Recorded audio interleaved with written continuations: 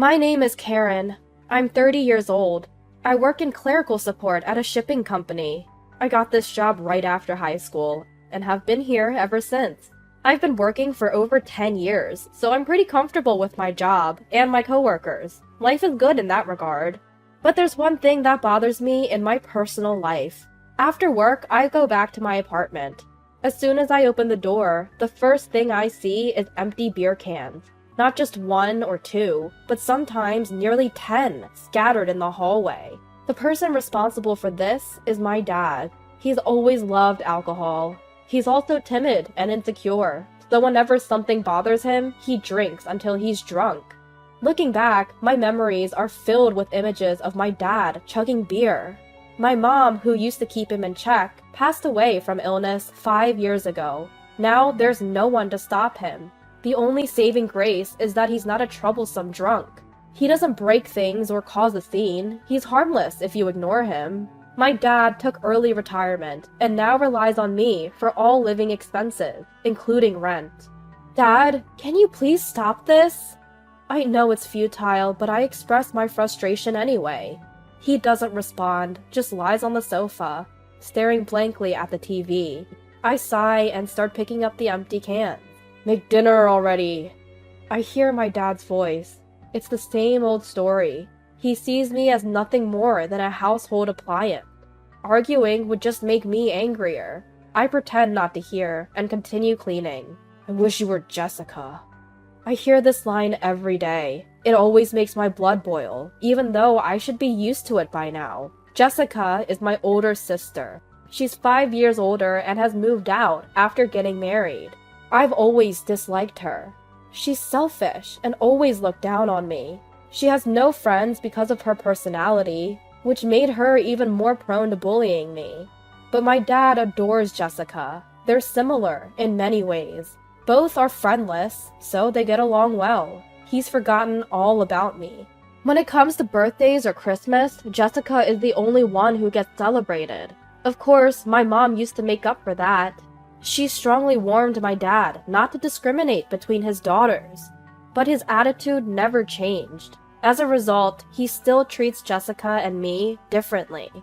I've accepted that I'll never get the love from my dad that I crave. Still, I'm the one who has to take care of him.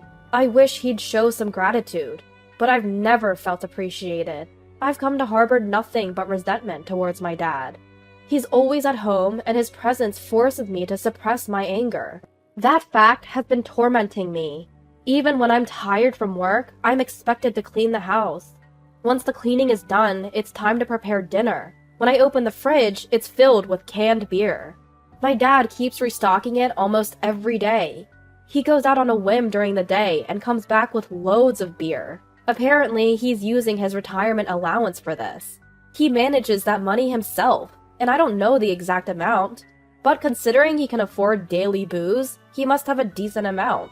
If you have that much, contribute to the household expenses. I always think that. I push aside the canned beer in the fridge to find some buried ingredients. I gather them and quickly stir-fry something for dinner. Once I place it on the table, my job is done. My dad will start eating whenever he feels like it. Having finished my daily duty of caring for my dad, I quietly leave the house. A 5-minute walk from home, there's a cafe. It's open late and serves good food. For someone like me, who doesn't feel at home in my own house, this cafe has become a sanctuary. You look down, as usual.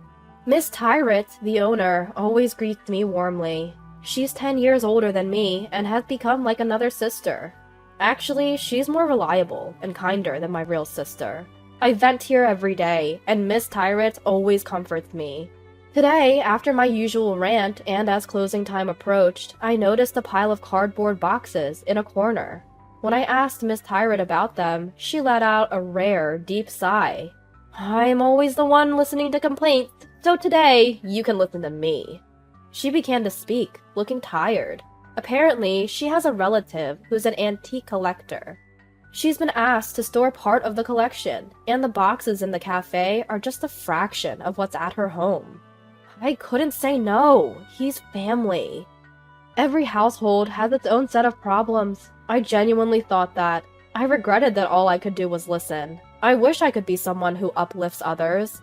I took a sip of my now cold coffee and decided to leave. A few days later, I returned home from work and noticed something different. As I opened the doorway, I saw an unfamiliar woman's coat hanging there.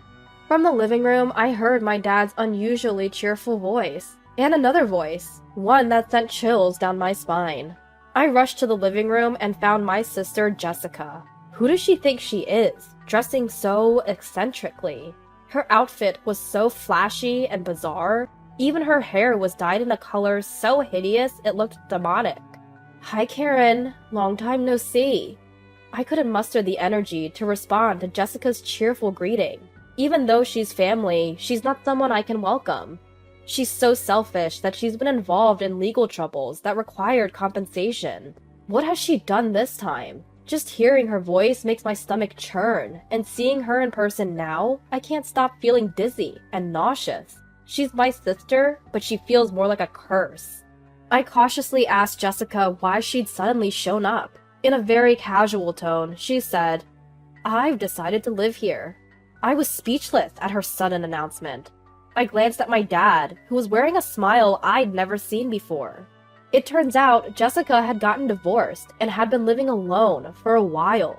She hadn't held a steady job and had quickly reached the end of her financial rope.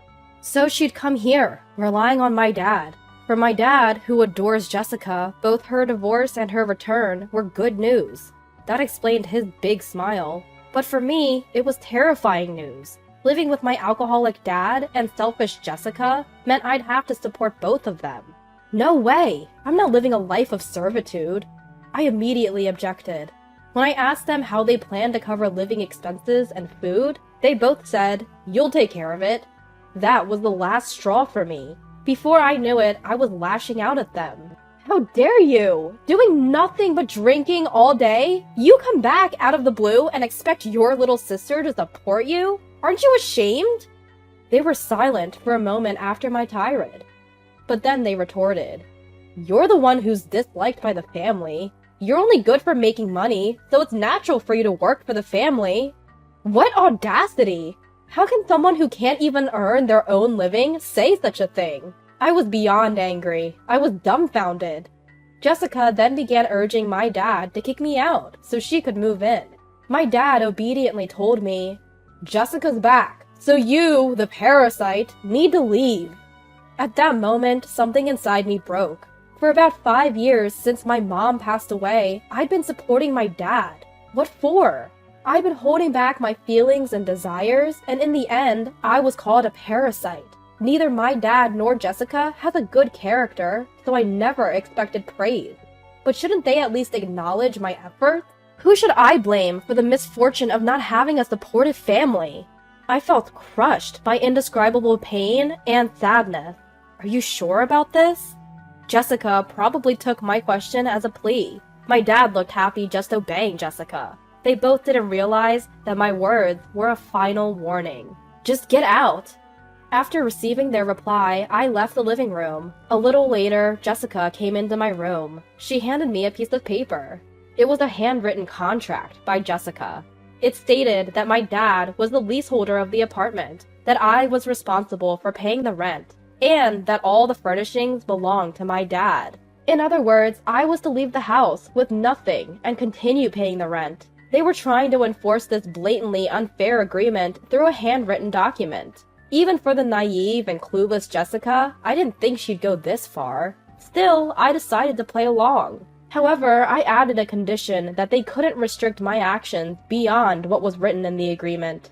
Jessica seemed suspicious, but didn't question it. As long as she got her way, she was content. That's just how she is. A few days later, the day came for me to leave the apartment. True to the agreement, I didn't touch any of the household items. With just a single bag, I started walking to my new place. Only Dad was home. Jessica was at her own place, preparing to move. Dad would go help her in the evening, and she'd move into the apartment the next afternoon. That was the plan. Dad was looking forward to living with Jessica and couldn't hide his excitement. Seeing him like that really got under my skin. He never smiled when I was the one supporting him through hard work. He was always drowning in alcohol and treating me like a servant, and Jessica's presence only added to my irritation. How far will she go to get her way? Is she willing to disrupt her sister's peaceful life just to satisfy her own desires? The more I thought about it, the more my feelings of hatred and anger surged. Frustrating as it was, logic wouldn't get through to those two. So I decided to switch gears. That afternoon, I visited the house with the movers I'd hired. It was around the time Dad would be heading to Jessica's place. It was better for him not to be there while we moved things. "Are you moving all the household items?" asked one of the surprised movers. I can't blame her for being shocked. The amount of stuff I'd asked to be moved was excessive for a single woman. Still, there was no mistake in my request, so I answered with a smile. "Yes, that's right." The next evening, my mobile phone rang while I was relaxing in my new home. It was Dad. Finally caught on, huh? I chuckled to myself as I answered the call. "What the hell are you thinking?" Jessica's yelling shook my phone. I'd anticipated this reaction, so I just set the phone down on the table. "What's the matter?" I asked, and Jessica's voice got even louder. "The whole room is filled with cardboard boxes! We can't get in!" I couldn't help but laugh, imagining Jessica yelling at the doorway and Dad standing there, dumbfounded by a home filled with cardboard boxes. I had made a deal with Miss Tyrant from the cafe to store her antiques as a favor. However, I hadn't anticipated that the amount would be enough to fill a 3-bedroom apartment until I saw Miss Tyrant's home with the movers. As a result, my old apartment was filled with boxes from floor to ceiling, literally leaving no room to move. I could now understand why the mover had double-checked so many times. Jessica was still making a fuss. "Do you think you'll get away with this?" The agreement didn't say anything about not filling the place with stuff. There was no room for argument. I had the upper hand, and it was unshakable. Besides, there's still living space available. Even I didn't go so far as to fill the bathroom with boxes. Dad and Jessica could technically live in there, if they had to. Well, that's if they could even make it that far. Seemingly out of energy to argue, Dad took the phone. He was mumbling complaints, but his voice was so low I could barely hear him. He must be in shock. I decided to give Dad some good news. Those cardboard boxes contain valuable cultural property. If you damage even one, you'll be liable for damages. At that, Dad's voice quivered. Of course, there's no cultural property in those boxes. It's just stuff, and not worth much. Still, for a timid person like Dad, it seemed like the ultimate threat. Once I confirmed they had no more complaints, I hung up. After that, Dad and Jessica, unable to live in the apartment, tried to rent a new place for themselves, but neither had a job, and they had no one to help them. They tried using a guarantor service, but couldn't even scrape together the money for that. In the end, they couldn't rent a place due to insufficient identification. For a while, they seemed to be staying in internet cafes. Dad had already used up most of his retirement allowance, so that lifestyle didn't last long either. They tried to contact me several times, but of course I ignored them all. Still, societal norms about family ties persisted, and one day I got a call from the police. "Come pick up Dad and Jessica. They've been arrested for dining and dashing." I couldn't refuse that one. When I saw them again at the detention center, both were physically and emotionally worn out. They broke down and clung to me. I'm human too. When your family cries and begs, it's hard not to soften up. So I brought Miss Tyrant from the cafe along when I picked them up. Once at the cafe, they got daily lectures from Miss Tyrant. They were also made to sign an agreement, promising never to bother me again. After that, with Miss Tyrant's help, they applied for Social Security benefits. Now they're living modestly somewhere far away. It's sad not to have a supportive family, but there are people like Miss Tyrant who help you out. Just knowing I'm not alone makes me think maybe I could be thankful for Dad and Jessica, in a way.